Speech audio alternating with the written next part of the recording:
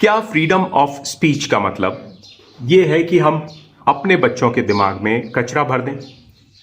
भाई साहब, आजकल के सिनेमा और गानों को देखकर लगता है कि गाली देना ही कूल होने की निशानी है। पर सच तो यह है कि यह क्रिएटिविटी नहीं बल्कि जिम्मेदारी से भागना है।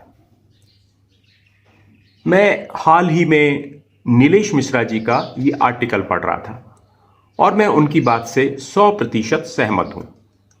उन्होंने बिल्कुल सही कहा कि जब ओटीटी और सिनेमा पर हिंसा या अश्लीलता नॉर्मल बन जाती है तो हमारे दिमाग की वायरिंग बदलने लगती है।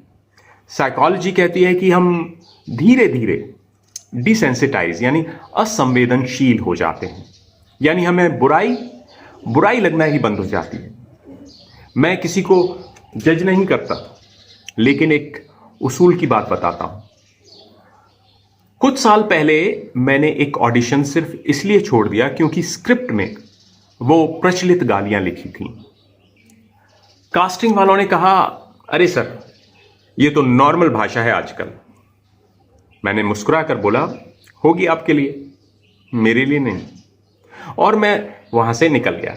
मेरे लिए काम से ज्यादा उसूल जरूरी है। हम किस तरह का समाज बना रहे हैं अगर गालियां नॉर्मल हो गई हैं? हमारे घर के पास नाली साफ ना हो तो बदबू आती है, राइट?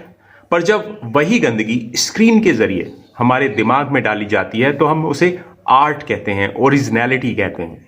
फिल्म निर्माताओं और सेंसर बोर्ड से मेरी ये दरख्वास्त है कि आपकी जिम्मेदारी है कि आप सिनेमा के नाम पर हमें और हमारी आने वाली पीढ़ी को क्या दिखा रहे हैं। हर चीज रियलिटी के लिए नहीं होनी चाहिए, हर चीज वायरल होने के लिए नहीं बनी है।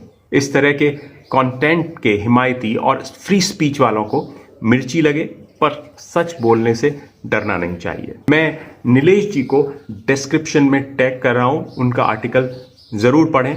भाई साहब, मैं कोई गुरु नहीं हूं, बस आपके साथ इसी राह पर चलने वाला एक साथी हूं। मुझे फॉलो करने की कोई जरूरत नहीं है। अगर ये कंटेंट आपको जेन्युइनली कुछ वैल्यू ऐड कर रहा है तो एल्गोरिदम खुद आप तक पहुंचा देगा। तो एक सवाल आपके लिए छोड़ के जा रहा हूं, क्या आपको लगता है कि फ्रीडम ऑफ स्पीच के नाम पर कुछ भी दिखाना जायज है? कमेंट में अपनी राय जरूर दीजिए।